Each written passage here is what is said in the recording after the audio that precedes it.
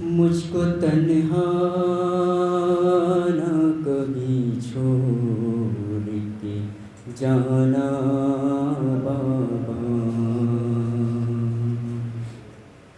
مجھ کو تنہا نہ کبھی چھوڑ کے جانا بابا،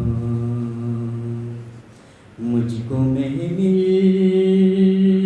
میں بھلے، مجھ کو محمل میں بھلے تم نہ بٹھانا بابا، مجھ کو تنہا نہ کبھی چھوڑ کے جانا بابا، مجھ کو تنہا نہ کبھی چھوڑ کے جانا بابا، اگر خطا مجھ سے ہوئی ہے تو خطا معاف کرو، اگر خطا مجھ سے ہوئی ہے تو خطا معاف کرو، مار ڈالے نہ مجھے، مار ڈالے نہ مجھے آپ کا جانا بابا، مجھ کو تنہا نہ کبھی چھوڑ کے جانا بابا، مجھ کو تنہا نہ کبھی چھوڑ کے جانا بابا، دیکھ تیار سکینہ ہے علی اکبر بھی،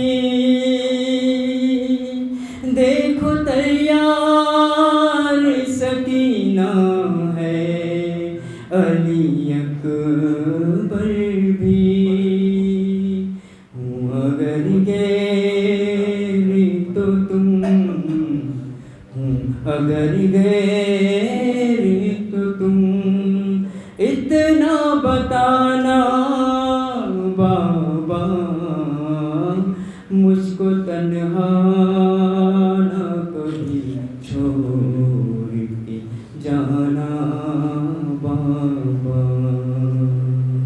مجھ کو تنہا نہ کبھی چھوڑ کے جانا بابا،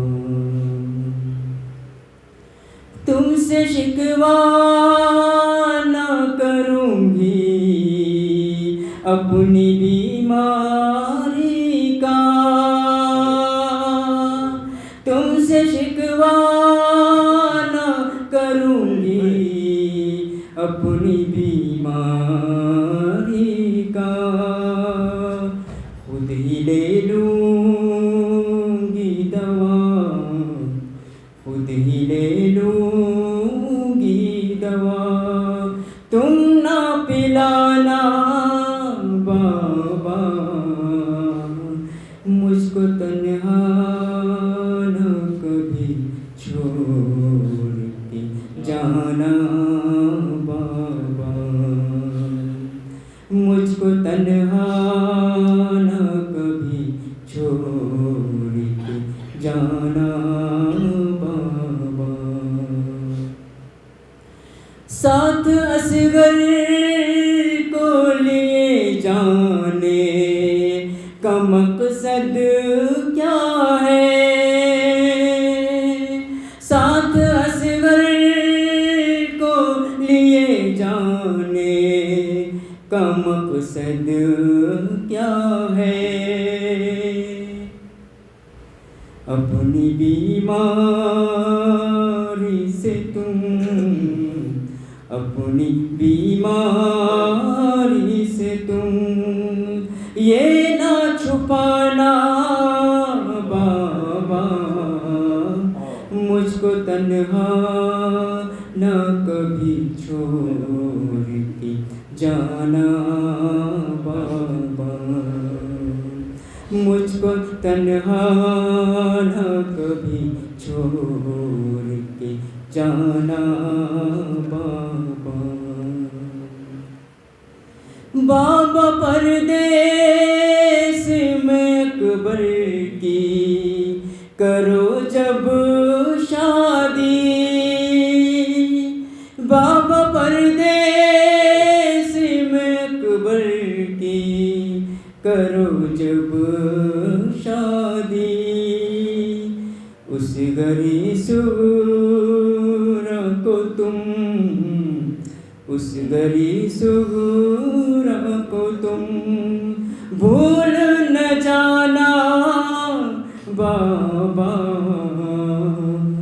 मुझको तन्हा न कभी छोड़ के जाना बाबा, मुझको महमिल में भले, मुझको महमिल में भले तुम ना बिठाना बाबा, मुझको तन्हा न कभी छोड़ के जाना बाबा, मुझको तन्हा न कभी छोड़ के जाना बाबा। बरहमत मोहम्मद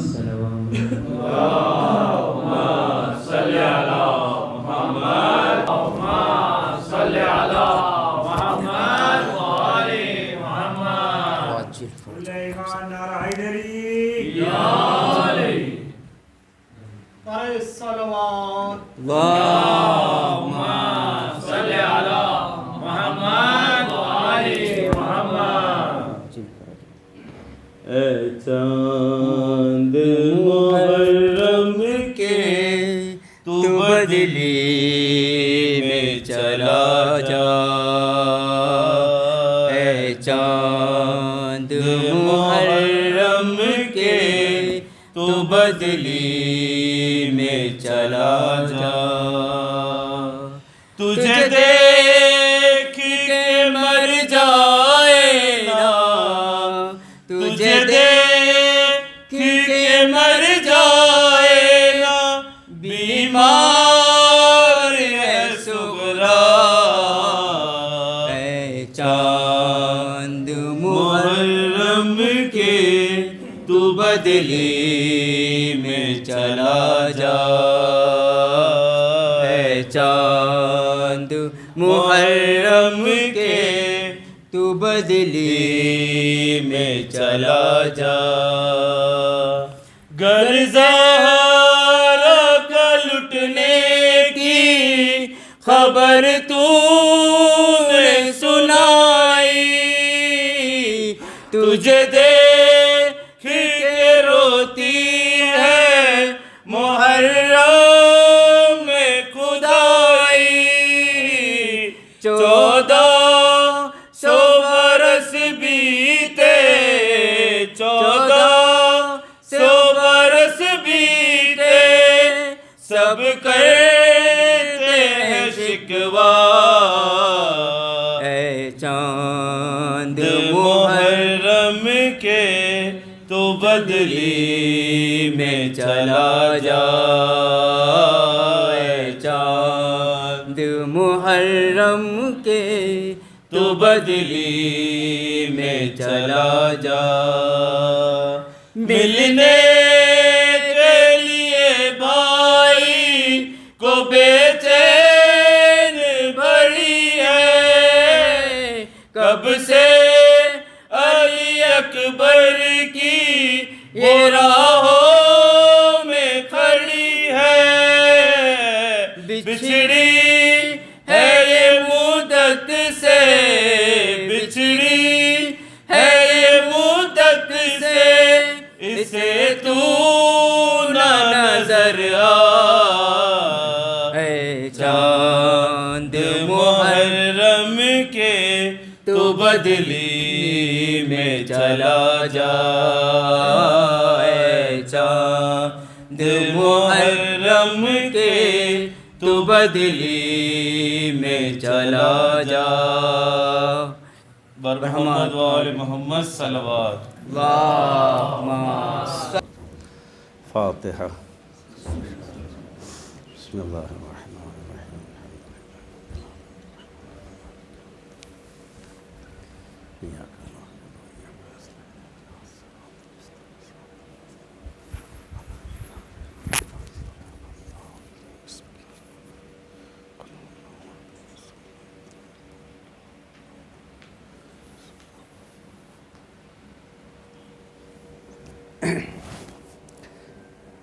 ایک مرتبہ سورہ حمد 3 مرتبہ سورہ اخلاص کی تلاوت فرما کر مرحوم مولانا شیخ حسن، مرحومہ رضیہ بنت احمد، مرحوم حسن ابن موسیٰ اور تمام مومن مومنات کے لیے سورہ فاتحہ۔ بسم اللہ الرحمن الرحیم ایاک نعبد و ایاک نستعین صراط الذین انعمت علیہم غیر المغضوب علیہم بسم اللہ اللہم صل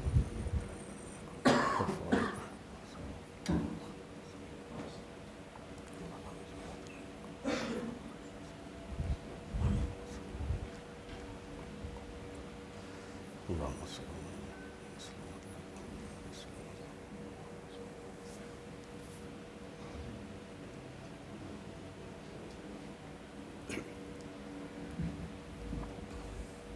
اعوذ باللہ من الشیطان الرجیم بسم اللہ الرحمن الرحیم الحمد للہ رب العالمین والعاقبۃ لأہل التقوی والیقین والصلاة والسلام علی سید الانبیاء والمرسلین وخاتم النبیین سیدنا و نبینا و شفیعنا مولانا ابی القاسم محمد اللہم صل علی محمد وآل محمد الطیبین الطاہرین المعصومین المظلومین ولعنۃ اللہ علی اعدائہم اجمعین من الآن الی قیام یوم الدین اما بعد فقد قال اللہ سبحانہ وتعالی وقولہ الحق بسم اللہ الرحمن الرحیم الف لام میم ذالک الکتاب لا ریب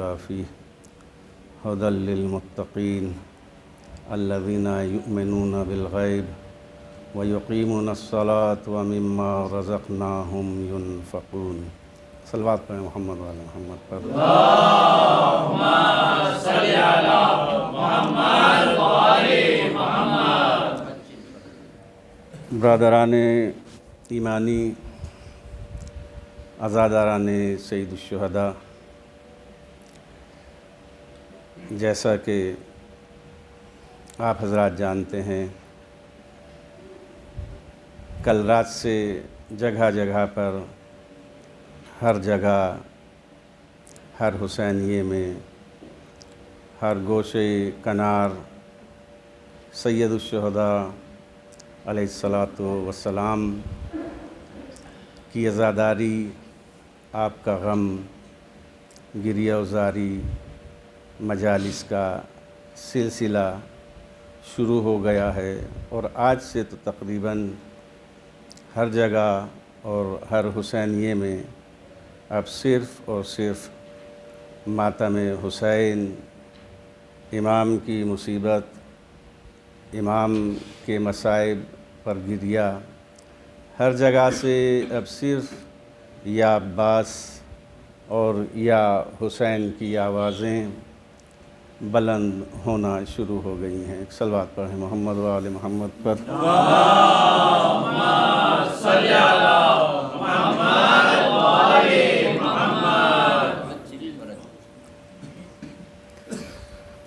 خداوند متعال سے دعا گو ہیں کہ اے پروردگار، بصدقہ اہل بیت اطہار علیہم الصلاۃ والسلام، ہر مومن، ہر عزادار کی حفاظت فرما، اور ہم کو توفیق عطا فرما کہ عزادار یہ سید الشہداء علیہ الصلاۃ والسلام کو اس طریقے سے منا سکیں جو عزاداری سید الشہداء منانے کا حق ہے۔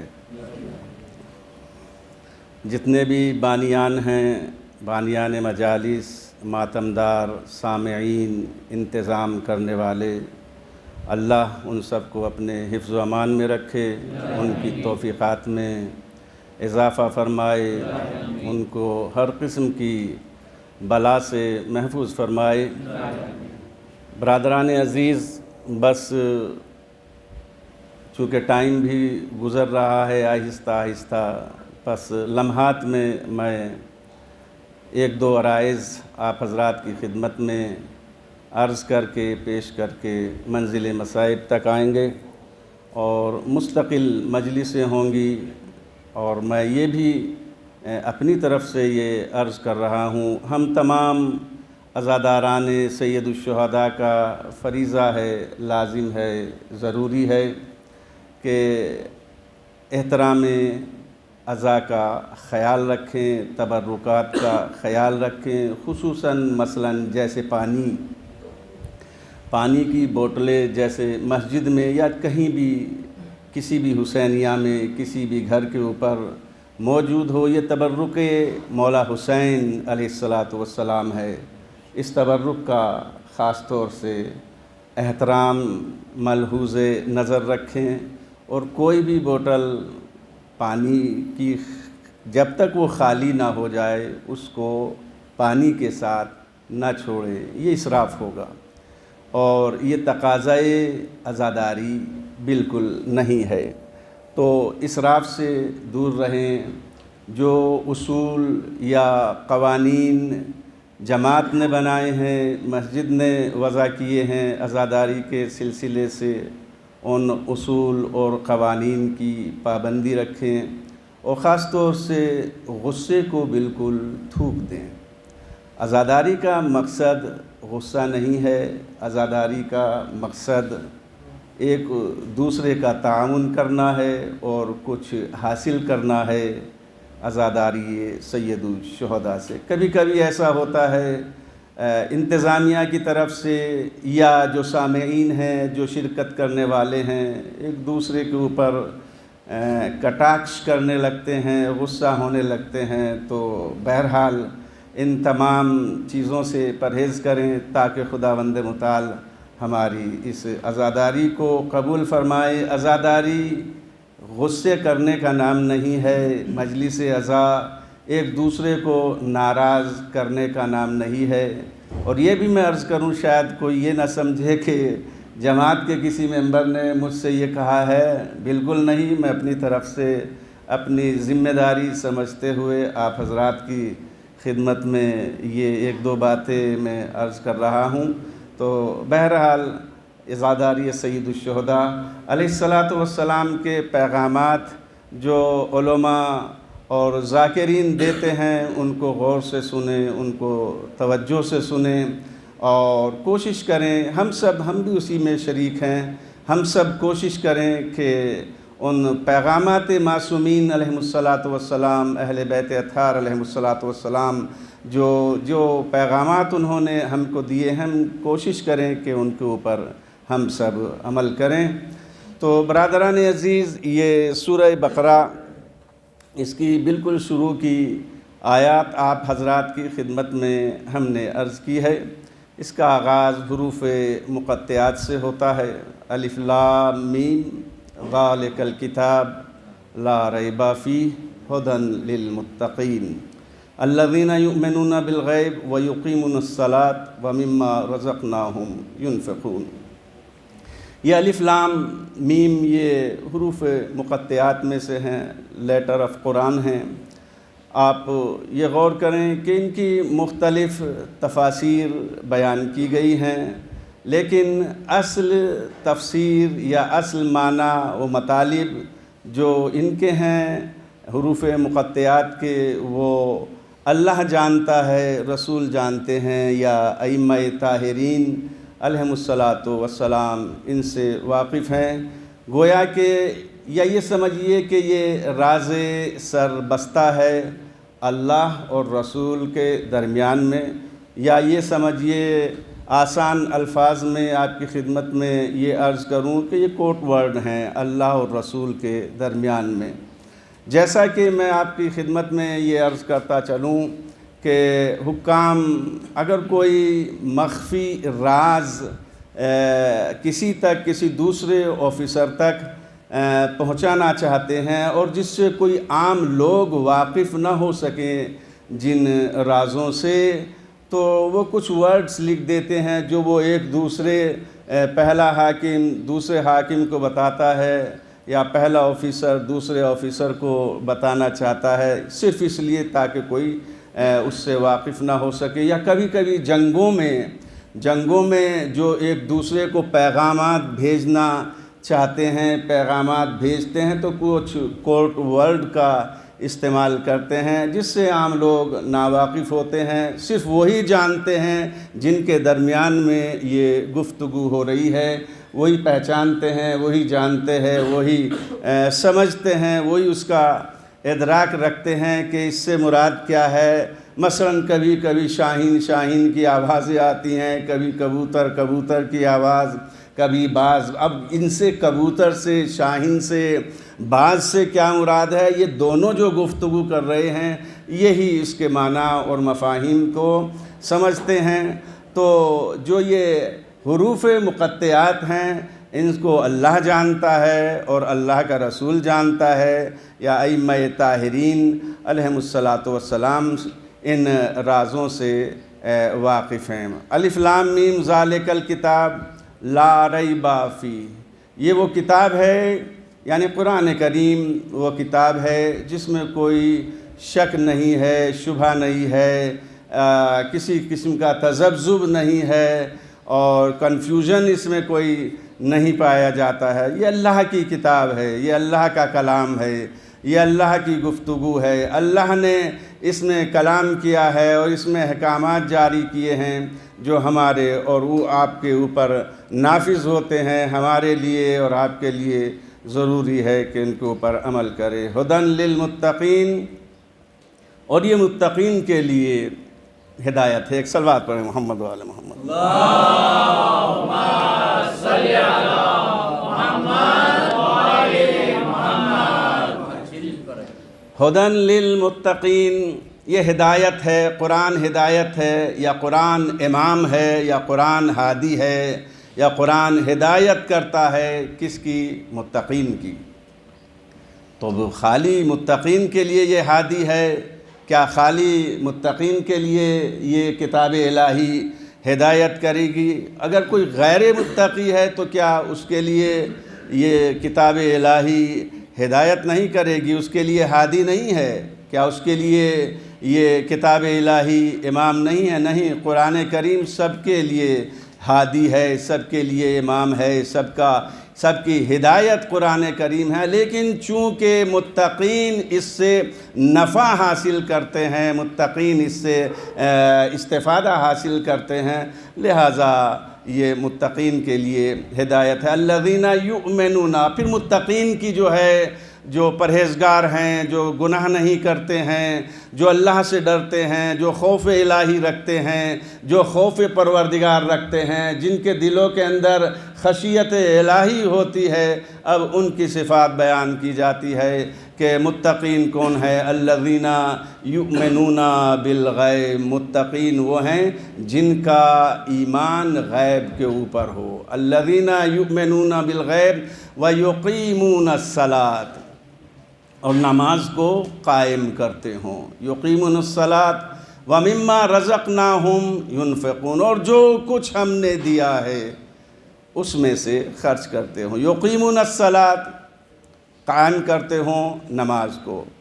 آپ غور کریں کہ آپ دیکھیے گا کہ یہ نماز کا قائم کرنا، نماز کا بجا لانا، نماز کا ادا کرنا، یہ متقین کی صفات میں سے ہے. آپ غور فرما رہے ہیں؟ متقین کی صفات میں سے نماز کا قائم کرنا ہے. لیکن نماز کو قائم کیسے کریں؟ جب نماز کی حدود بتائی گئی ہیں، حدود نماز کے ساتھ اس کی حدود کے ساتھ ہم نماز کو قائم کریں. آپ غور کریں کہ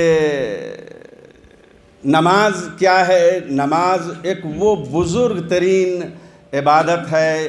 جناب مرحوم ایک بڑے عارف اور بڑے ہی عارف باللہ جناب آیت اللہ غازی، وہ کہتے ہیں ان کے پاس کوئی شخص گیا اور جانے کے بعد اس نے عرض کیا کہ حضور مجھے کوئی ورد بتا دیجئے، کوئی دعا بتا دیجئے تاکہ میں دنیا میں بھی اور آخرت میں بھی کامیاب ہو سکوں، میرے درجات بلند ہوں۔ تو مرحوم قاضی کہتے ہیں کہ ہم تمہیں کوئی ورد تو نہیں بتائیں گے، البتہ تم نماز کو اس کے وقت کے اوپر پڑھو۔ یعنی گویا کہ اول وقت نماز کامیابی کی کنجی ہے۔ اگر درجات چاہتے ہیں، اگر کوئی مقام حاصل کرنا چاہتے ہیں تو نماز کو اس کے وقت پر ادا کریں۔ وقت کے اوپر یعنی اول وقت جو نماز کا ہے اس وقت کے اوپر ہم نماز کو قائم کریں، ہم نماز کو ادا کریں۔ تو اول وقت اس کے وقت کے اوپر نماز کا بجا لانا، عبادت الہی انجام دینا، اپنے فرض کو ادا کرنا انسان کے جو درجات ہیں اس کو بلند کرتا ہے، وہ عالی مقام کے اوپر پہنچتا ہے۔ اگر آپ نے علماء اور اولیاء اللہ کے جو تاریخ اگر آپ نے پڑھی ہوگی، ان کی ہسٹری اگر پڑھی ہوگی، جو ان کو مقام حاصل ہوا ہے وہ اسی نماز کے ذریعے سے ہوا ہے۔ یعنی گویا کہ اول وقت نماز کا ادا کرنا۔ جناب آغائے بڑے عارف تھے جناب علی نخود کی، ان کے پاس ایک جوان حاضر ہوا اور اس جوان نے آپ سے جا کر کے کہا، بہت چاہتا تھا کہ ہم آپ سے ملاقات کریں کہ خداوند متعال نے میری اس دعا کو سن لیا اور آپ سے آپ کی زیارت مجھ کو نصیب ہو گئی۔ میں چاہتا تھا آپ کی خدمت میں اپنی ایک دو باتیں گزارش کرنا، اور ان میں سے سب سے پہلی بات یہ ہے کہ میں چاہتا ہوں کہ خداوند متعال مجھ کو رزق کے فراوان عطا فرمائے۔ دوسری بات اس نے پھر ان سے کہا کہ میں یہ چاہتا ہوں کہ خداوند متعال، میں اپنی ابھی تک ہم رشتہ ازدواج میں ابھی جڑے نہیں ہیں، اور کوئی اچھی با ایمان متقی پرہیزگار باادب تربیت یافتہ مجھ کو کوئی لڑکی ملے جس سے میں شادی کر سکتا ہوں۔ اور تیسرے یہ ہے کہ میں جوانی کے عالم میں حج کرنا چاہتا ہوں، لیکن میرے پاس وہ وسائل نہیں ہیں کہ میں اس فریضہ حج کو ادا کر سکوں۔ تو ہر تینوں کے بارے میں جناب نخود کی فرماتے ہیں کہ اول وقت نماز پڑھو، اول وقت نماز پڑھو، اول وقت نماز پڑھو، جو تم چاہتے ہو وہ تم مل کر کے رہے گا۔ ادھر ان کو یہ نصیحت ملی اور اس نے اول وقت جا کر کے نماز پڑھا۔ وہ خود کہتے ہیں کہ مجھ کو 1 سال نہیں گزرا تھا کہ اسی سال اول وقت نماز پڑھنے کے باعث اس کی وجہ سے خداوند متعال نے میرے اقتصاد کو اچھا کیا اور میں حج کے لیے گیا، میرے رزق میں فراوانی ہوئی، میرے رزق میں خداوند متعال نے وسعت عطا فرمائی، اور اللہ نے مجھ کو ایک بہترین با تربیت بیوی عطا فرمائی۔ تو آپ غور کریں، اگر کوئی یہ چاہتا ہے کہ اس کا مقام دنیا میں بھی بلند ہو اور آخرت میں بھی بلند ہو تو وہ اس فریضے کو اول وقت ادا کرے۔ ایک صلوات پڑھیں محمد و آل محمد پر۔ اللہم صلی علی محمد و آل محمد۔ آپ حضرات سے گزارش ہے تھوڑا سا آگے آ جائیے تاکہ پیچھے آنے والے جو عزادار ہیں ان کو جگہ مل سکے، اور قبلہ سے میری گزارش ہے کہ آگے تشریف لائے، مجھ کو یاد نہیں رہا تھا، حضور آپ آگے تشریف لے آئیے۔ اللہم صلی علی محمد و آل محمد۔ شکریہ، اجازت ایک صلوات اور پڑھیں محمد و آل محمد۔ اللہم صلی علی محمد و آل محمد۔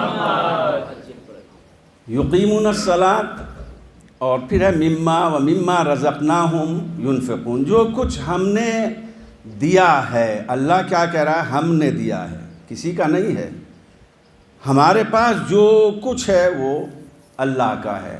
اگر کوئی فیکٹری ہے تو مالک اللہ ہے، اگر کوئی دکان ہے تو مالک اللہ ہے، کوئی بلڈنگ ہے تو مالک اللہ ہے۔ کسی قسم کا جو بھی کچھ ہے ہم نے دیا ہے، وہ کب کسی سے چھین لے، کب کوئی روڈ کے اوپر آ جائے، کب کوئی سڑک پر آ جائے، یعنی اللہ کہہ رہا ہے ہم نے دیا ہے۔ اور جس کی فیکٹری ہے، جس کی کمپنی ہے، جس کی دکان ہے، وہ کہتا میرا ہے، تو میں اللہ کو پسند نہیں ہے، ہم پسند ہے۔ ہم کیا ہے؟ ہم میں کوئی غرور نہیں ہے۔ جب آپ ہم بولیں گے اس میں کوئی تکبر اور کوئی گھمنڈ نہیں پایا جا۔ جب میں بولوں گا یہ میرا ہے، یہ فیکٹری میری ہے، یہ دکان میری ہے، یہ گھر میرا ہے، میں اس کا مالک ہوں، تو تھوڑا یہاں ایک غرور اور تکبر پیدا ہو جاتا ہے، اور غرور اور تکبر کا اثر ہمیشہ نیچا ہوتا ہے۔ آپ غور کریں، ہسٹری ہمارے سامنے ہے، تاریخ ہمارے سامنے ہے کہ اللہ نے حکم کیا کیا تھا کہ جناب آدم علیہ السلام کو سجدہ کرو، لیکن ابلیس نے کیا کہا؟ میں تو سجدہ نہیں کروں، میں تو اس کے اندر میں پیدا ہو گئی تھی۔ تو جہاں میں پیدا ہو جاتی ہے اس میں کو پروردگار پسند نہیں کرتا۔ ہم نے دیا ہے، وَمِمَّا رَزَقْنَاهُمْ يُنْفِقُونَ، جو ہم نے دیا ہے اس میں سے خرچ کرو۔ تمہارا کوئی ہے؟ یہ ہمارا ہے، ہم نے تم کو دیا ہے۔ جب ہم مالک ہیں تم کو دینے میں کیا آر ہے؟ کیوں تم بخل کر رہے ہو؟ کیوں تم کنجوسی کر رہے ہو؟ تو عزیزان گرامی، جو کچھ ہے اللہ کا ہے، کسی کو نہیں دیا ہے، کسی کو دیا ہے۔ جس کو نہیں دیا ہے اس کا بھی اللہ امتحان لے رہا ہے، اس کی بھی آزمائش کر رہا ہے۔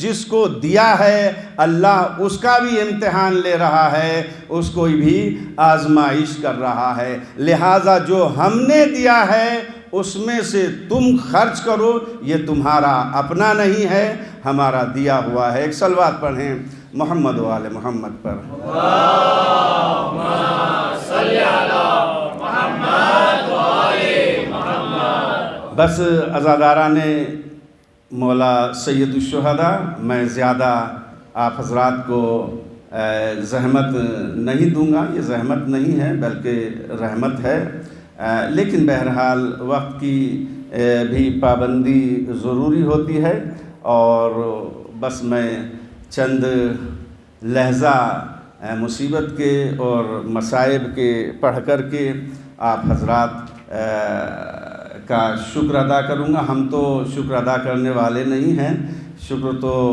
جناب سیدہ ادا کریں گی، اس لیے کہ آپ ہی کے بیٹے سید الشہداء امام علیہ السلام کی یہ فرش عزا ہے، اور انہی کے آپ مہمان ہیں۔ تمام عزادار جناب سیدہ کے مہمان ہیں، امام الزمان عجل اللہ تعالیٰ فرج الشریف کے مہمان ہیں، اور مولا امام زمان ہی اس فرش عزا کے اصل وارث ہیں۔ تو عزیزان محترم، آپ غور کریں کہ اس عزاداری کے سلسلے سے محمد و آل محمد صلوات۔ اللہم صلی علی محمد و آل محمد۔ معصومین علیہم السلام آخرت میں تو اس کی جزا ملنے والی ہی ہے، لیکن دنیا کے اندر بھی معصومین علیہم السلام نے عزاداروں کو نوازا ہے، اور خصوصاً جو امام علیہ السلام کے مرثیے پڑھتے ہیں یا مرثیے پڑھتے تھے ان کی حیات میں، ان کی زندگی میں، انہوں نے بڑی عزت افزائی فرمائی ہے ذاکرین کی، مرثیہ خوانوں کی۔ یہ تو اب ہمارے اس دور میں جناب علامہ سبط حسن صاحب کے دور سے یہ مجالس کا جو جس طریقے سے نثر میں ہم پڑھتے ہیں اس زمانے سے شروع ہو گیا، لیکن اصل جو معصومین علیہم الصلاۃ والسلام کے زمانے میں مصیبت بیان ہوتی تھی، مصیبت کربلا کے مصائب جو بیان کیے جاتے تھے وہ نظم ہی میں ہوتے تھے، یا اگر ہم یعنی تقسیم ہند کے سے پہلے جو ہندوستان کے اندر جو مجالس برپا ہوتی تھی، بڑے بڑے شعراء مرثیہ کہتے تھے، جناب میر انیس تھے، جناب میر دبیر تھے، حتیٰ کہ امام حسین علیہ الصلاۃ والسلام کی شان میں مرثیے کہے ہیں۔ ہمارے جو ہندو شعراء ہیں انہوں نے بھی اپنے قلم کو چلایا ہے مدح آل محمد علیہ الصلاۃ والسلام نے، بڑے بڑے مرثیے ان لوگوں نے لکھے ہیں۔ آپ غور کریں کہ شام غریبہ میں گویا کہ شام غریبہ تمام نہیں ہوتی جب تک وہ کلام نہیں پڑھ دیا جاتا جو ایک ہندو کا لکھا ہوا تھا، یعنی گھبرائے گی زینب۔ یہ کس کا کلام ہے؟ یہ کسی شیعہ کا لکھا ہوا کلام نہیں تھا، بلکہ ایک ہندو کا کلام ہے، یہ جو آج تک کے انتقال کو مرے ہوئے بھی ایک عرصہ گزر چکا ہے، لیکن شام غریبہ ہند و پاکستان میں تمام نہیں ہوتی ہے جب تک کہ اس کو پڑھ نہیں دیا جاتا۔ گھبرائے گی زینب، مصائب امام حسین، مصائب کربلا ادا کرنے کے بعد یہ ہر جگہ یہ مرثیہ پڑھا جاتا ہے اور لوگ اس کے اوپر گریہ کرتے ہیں۔ گویا کہ جو اہل بیت طاہرین آل محمد کربلا والوں سے جڑ جاتا ہے اس کو آخرت تو بن ہی جاتی ہے، لیکن دنیا کے اندر اس کا نام ہوتا ہے۔ آج میر انیس زندہ ہیں، آج مرزا دبیر زندہ ہیں، اور آج دوسرے مرثیاں لکھنے والے زندہ ہیں، آج شعراء حضرات زندہ ہیں جنہوں نے معصومین علیہم الصلاۃ والسلام کے دور میں ان کے زمانے میں مرثیے کہے ہیں، اشعار کہے ہیں، یہاں تک کہ معصومین علیہم الصلاۃ والسلام حکم دیتے ہیں، امام معصوم فرش عزائے مولا حسین علیہ الصلاۃ والسلام پر بیٹھتے ہیں اور شاعر کو حکم دیتے ہیں ہمارے جد امجد کے مصائب پڑھو، ہمارے دادا کے مصائب پڑھو۔ مثلا جیسے دہبل ہیں، امام علیہ الصلاۃ والسلام کے زمانے کے شاعر ہیں، امام علیہ الصلاۃ والسلام نے اپنے گھر کو سجایا، فرش عزا بچھائی، دہبل کو حکم دیا اے دہبل جاؤ منبر پر جاؤ اور ہمارے جد امام حسین علیہ الصلاۃ والسلام کے مصائب پڑھو۔ تو گویا کہ شعراء کا ایک بڑا کردار رہا ہے، پڑھنے والوں کا ایک بڑا کیریکٹر اور کردار رہا ہے۔ عزاداری کو فروغ دینے میں ہمارا اور آپ کا فریضہ ہے کہ ہم عزاداری میں مجلس السید الشہداء، چاہے وہ مرثیے ہوں، چاہے وہ نوحے ہوں، کوئی بھی ہو، سوز ہو، سلام ہو، ہم ایسے اشعار پڑھیں جو آل محمد علیہ الصلاۃ والسلام کی خوشنودی اور ان کی رضایت کا سبب بنے۔ ہم ایسے اشعار نہ پڑھیں عزاداری میں، مجالس میں، کہ جو آل محمد علیہ الصلاۃ والسلام کی ناراضگی کا سبب ہو۔ بس عزیزان محترم، یہی میری گزارش تھی آپ تمام عزاداروں سے۔ بس کربلا سج چکی ہے، امام حسین علیہ الصلاۃ والسلام کا ماتم کرنے کے لیے ہمارے جوان، ہمارے نوجوان، ہمارے بچے آمادہ ہیں، تیار ہیں۔ ایسے تو مولا حسین علیہ الصلاۃ والسلام نے اپنے سفر کا آغاز سن 60 ہجری اور 28 صفر کو فرمایا تھا۔ یہ قافلہ 28 صفر کو مدینے سے روانہ ہوا تھا اور مکہ پہنچا تھا۔ مکے میں امام حسین علیہ الصلاۃ والسلام نے اپنا حج بھی مکمل نہیں کیا، اپنے حج کو امام علیہ الصلاۃ والسلام نے عمرے سے تبدیل کیا اور آپ کربلا کی طرف رواں ہو گئے۔ عزیزان گرامی، آپ غور کریں، کربلا کے میدان میں مولا حسین علیہ الصلاۃ والسلام پہنچے۔ میں تمام ان باتوں کو سے رد ہوتے ہوئے، گزرتے ہوئے بس آپ کو اس منزل تک لانا چاہتا ہوں کہ یہ عزاداری سید الشہداء وہ عزاداری ہے کہ جس کی خاطر، جس کے قیام کی خاطر، جس کو باقی رکھنے کی خاطر لوگ اس چیز تک کی پرواہ نہیں کرتے ہیں کہ ان کے پاس مال ہے یا نہیں ہے، دولت ہے یا نہیں ہے، ادھار لیتے ہیں، قرض لیتے ہیں، لوگوں سے مانگ لیتے ہیں، ہاتھ پھیلا دیتے ہیں۔ ہر شخص ہاتھ نہیں پھیلا سکتا، لیکن قرض لے لیتا ہے امام حسین علیہ السلام کی فرش عزا بچھانے کی خاطر۔ آپ غور کریں، اب تاریخ میں ایسے واقعات گزر چکے ہیں کہ عزاداری سید الشہداء علیہ السلام کو برپا کرنے کی خاطر لوگوں نے اپنی اولادوں کو فروخت کر دیا ہے، اپنے بچوں کو بیچ دیا ہے، لیکن عزاداری مولا حسین علیہ السلام کو رکنے نہیں دیا ہے۔ ایک زمانہ تھا جب عزاداری مولا حسین علیہ السلام پر پابندیاں لگی ہوئی تھیں، لوگ مولا حسین علیہ السلام کا نام اپنی زبان سے لے نہیں سکتے تھے۔ ایک خانوادہ تھا جس میں شوہر تھی، ایک بیوی تھی، ایک شوہر تھا، ایک اس کی زوجہ تھی، 2 اس کے بچے تھے۔ دونوں بیٹھے ہوئے تھے، دونوں خاموش تھے کہ بیوی نے کہا، اے میرے والی، ایام عزا قریب ہے، ہم دیکھ رہے ہیں مولا حسین علیہ السلام کے غم کے دن قریب آ گئے ہیں، کیا اس سال سیدہ کے لال کی فرش عزا آپ نہیں بچھائیں گے؟ کہا صبح جاتا ہوں مزدوری کے لیے، شام کو اپنے گھر واپس آ جاتا ہوں، میرے پاس پیسہ نہیں ہے کہ عزاداری سید الشہداء کا انتظام کر سکوں۔ ایک مرتبہ بیوی نے کہا، اللہ نے ہم کو 2 امانتیں دی ہیں، نام حسین پر ان امانتوں کو فروخت کر دو، حسین کے نام پر ان امانتوں کو بیچ دو۔ یہ 2 امانتیں ہیں، 2 بچے ہیں، ان کو جاؤ اور بیچ دو۔ کہا دل تو چاہتا تھا کہ ان بچوں کو فروخت کر دوں نام حسین پر، لیکن ماں کا دل ہے، میں اپنی زبان پر لا نہیں سکا۔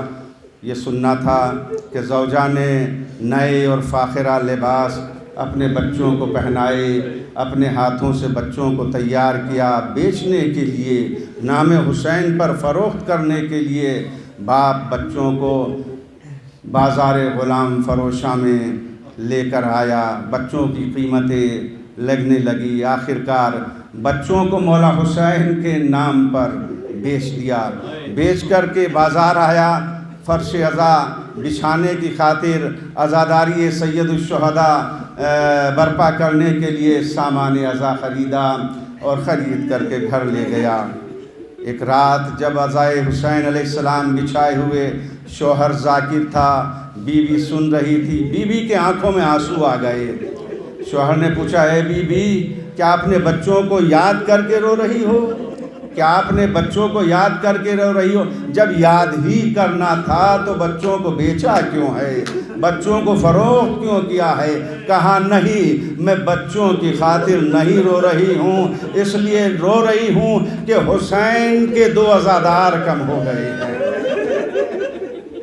حسین کے 2 عزادار کم ہو گئے ہیں، یہ سوچ سوچ کر کے رو رہی ہوں۔ ایک مرتبہ بیوی نے کہا، اے میرے والی، اس قصے کو تو سنائیے تو صحیح۔ کہا جب ہم گھر سے خرید کر کے ان بچوں کو لے کر کے چلے تھے، بازار غلام فروشہ میں آئے تو 2 شخصیتیں آئیں، ہمارے سے ان کی بچوں کی قیمت پوچھی، ان بچوں کی قیمت ہم کو دی، وہ بچوں کو لے کر کے چلے گئے، اور اس کے بعد لے جانے کے بعد ہم آ گئے بازار میں، ان کی قیمت لے کر کے آئے۔ ابھی جب قیمت لے کر کے آئے تھے، ہم نے بازار میں آ کر کے سامان عزا خریدا، مجلس برپا کر ہی رہے تھے، تمہاری آنکھوں میں آنسو دیکھے تو دروازے کی کنڈی کسی نے کھٹکھٹائی، دروازے کی کنڈی کسی نے کھٹکھٹائی، عزاداری کے اوپر پابندی تھی۔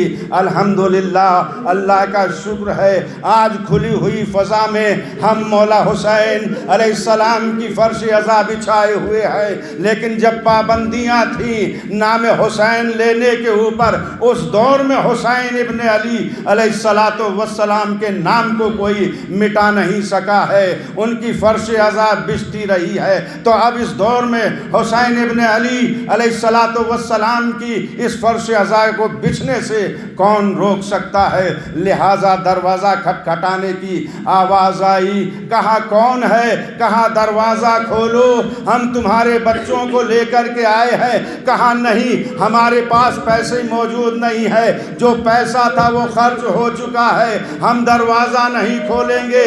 کہا دروازہ کھولو، ہم تمہارے بچوں کو آزاد کر کے لائے ہیں۔ دروازہ کھولا، ایک محترمہ بچوں کی انگلیاں پکڑ کے داخل ہوئیں، اور جیسے ہی داخل ہوئیں اس زوجہ نے کہا، اس خاتون نے کہا، اے بی بی ہمارا غریب خانہ آپ کے قابل نہیں ہے۔ کہا نہیں، ایسا نہیں ہے، آؤ چلو وہاں بیٹھتے ہیں جہاں تم بیٹھ کر کے مجلس کر رہی ہو، جہاں حسین کا ماتم کر رہی ہو، جہاں حسین کا ذکر کر رہی ہو، جہاں حسین کے مسائب پڑھ رہی ہو۔ دونوں بی بی اور آنے والی مہمان، آنے والی خاتون فرش عزائے حسین علیہ السلام پر بیٹھ گئیں۔ بس ایک مرتبہ اس عزادارہ نے، سید الشہداء نے کہا، اے بی بی آپ کا شکر ہے، آپ ہمارے بچوں کو آزاد کر کے لائی ہیں، لیکن اتنا تو بتا دیجئے آپ کا نام کیا ہے؟ یہ سننا تھا۔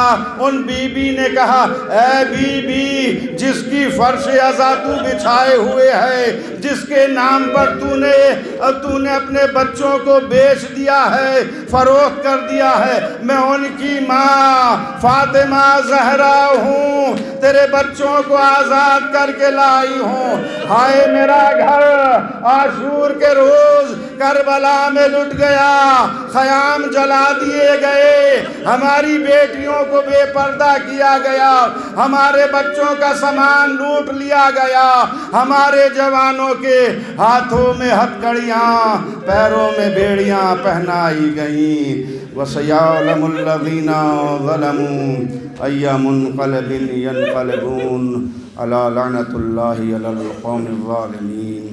اللہم صلی علی محمد وآل محمد وعجل فرجهم۔ پروردگارا تجھ کو اہل بیت الطاہرین علیہ السلام کا واسطہ ہماری اس مختصر سی عبادت کو قبول فرما، بانی مجلس کی تمام حاجات کو برلا ان کو مستجاب فرما۔ پروردگارا تمام عزاداران سید الشہداء کی حفاظت فرما، حاضرین کی جملہ دعاؤں کو مستجاب فرما۔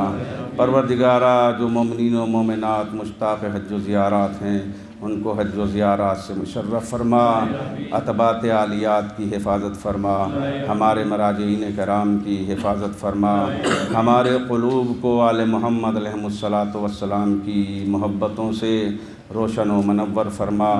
پروردگار اہل بیت طاہرین علیہ السلام کا واسطہ ہمارے آقا و مولا اور اس فرش عزا، اس عزاداری کے وارث حضرت حجت عجل اللہ تعالیٰ فرجہ الشریف کے ظہور میں تعجیل فرما، ہمارا شمار مولا کے آوان و انصار میں قرار دے۔